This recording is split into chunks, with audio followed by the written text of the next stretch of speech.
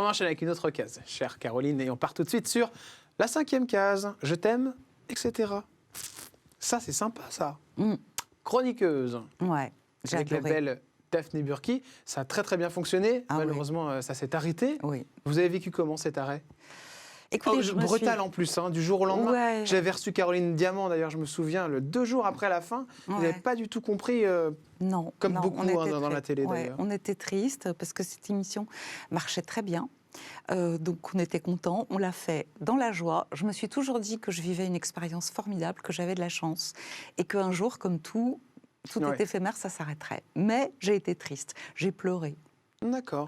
Ça Ouais. vous a bien Je perturbé me suis quand fait même. des amis, des vrais amis. Comme Caroline Diamant, Daphné, voilà. Daphné Burki, alors. Vous Ouais. avez encore des contacts avec elle? Bien sûr. C'est une sûr. sympathique fille, c'est vrai. C'est pas qu'elle est cette sympathique, c'est que c'est un amour, c'est un D'accord. cœur tendre, voilà. Ça fait partie des gens qui viennent aussi vous consulter? Ah non, Non. jamais les amis. Jamais vous voyez les amis? Jamais les amis. C'est interdit. Je pourrais pas, je connais trop leur vie. D'accord, ok. C'est Jamais marrant, les amis. Je savais pas ça. Conditions de tournage, évidemment, avec monsieur... j'ai oublié son prénom. J'ai vu sa tête, mais j'ai oublié son prénom.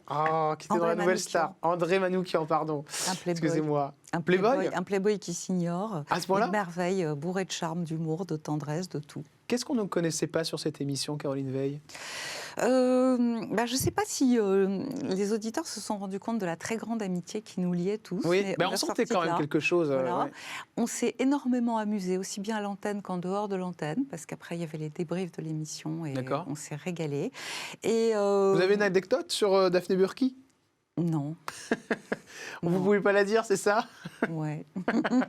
Mais il y en a plein, sinon. Il y en a plein. Bah oui, parce qu'on sent qu'elle a vraiment beaucoup de peps. Est-ce qu'il y a une nouvelle version qui pourrait être en cours ou on vous a proposé de nouveaux projets? Non, mais ça serait bien. Ça serait bien parce que ça fonctionnait bien et que les gens étaient très intéressés par l'amour, la sexualité, parler de sexualité. Sûr, on s'est rendu compte de l'impact et des questions en avalanche qu'on recevait côté cœur, côté sexe, côté tout.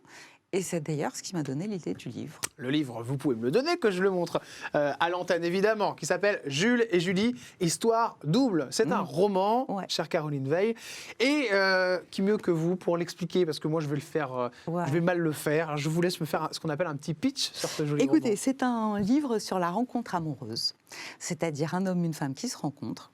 J'ai pris un couple hétérosexuel, mais ça peut valoir pour ceux qui ne sont pas hétérosexuels.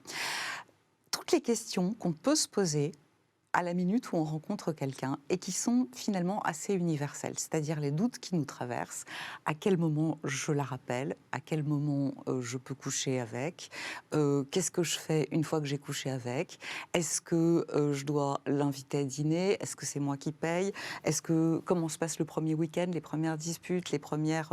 voilà, c'est une histoire de toutes les premières fois. Alors, j'ai choisi de les faire se rencontrer sur un site, parce que c'était plus simple. Et puis 2.0.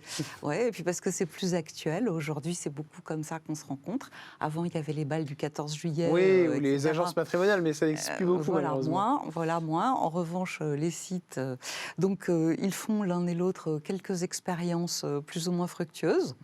Et puis, il y a la rencontre, et puis il y a cette histoire d'amour qui s'ébauche. Et je ne peux pas vous dire la fin, mais si ce n'est que chacun des deux va voir un psy. Et là, c'était pour moi l'occasion de donner certains trucs de conseils, bien sûr. Parce que, autant vous dire que ça, c'est une compilation de toutes les consultations que vous avez faites. Que j'ai faites. Alors, voilà, bien ce sûr, sont des vrais petits trésors qui, à l'intérieur. C'est ça, voilà. Donc, j'ai tout travesti, etc. Je l'ai transformé au fur et à mesure du roman. Mais ça me permet, si vous voulez, des questions. À quel moment je lui présente mes enfants? Est-ce que je change de Bien sûr, ce sont des vrais conseils à l'intérieur du roman. Voilà, c'est quand est-ce que je lui présente ses parents, tout ça, et quelle attitude et quel comportement. Et puis surtout en matière de sexe, il y a ce qu'il faut. Il y a ce qu'il faut aussi. Jules et Julie, histoire double, c'est vrai que le sexe est important et ça fascine les gens. C'est un sujet qui a beaucoup d'avenir dans les conversations, autant télévisuelles que dans les romans. Pourquoi pas, ça fait marcher le monde depuis toujours. C'est vrai, c'est important, c'est vrai.